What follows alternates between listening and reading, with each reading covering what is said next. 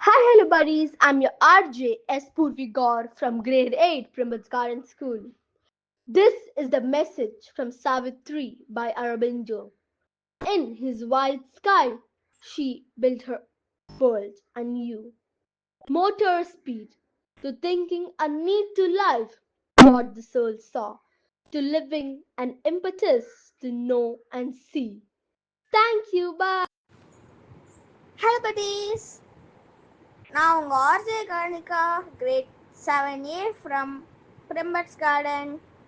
Today's Karmyogi Appa message.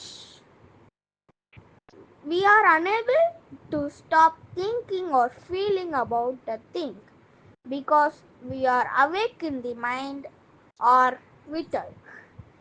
Being awake in the soul, the ability to refuse the mind or vital activity will arise.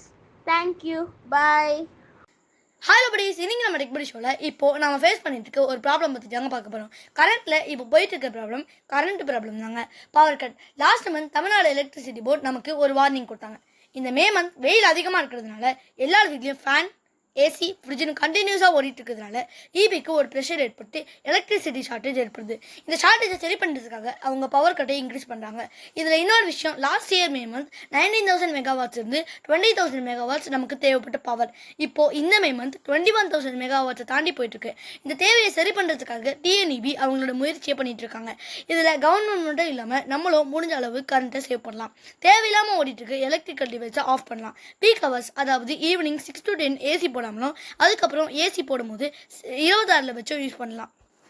இந்த issue ஈபிக்கு மட்டும் pressure இல்லைங்க, நம்ம எல்லாருக்கும் தான். So கரண்ட்டை save பண்ணுங்க. அதுக்கு இந்த வீடியோவை எல்லாருக்கும் ஷேர் பண்ணுங்க.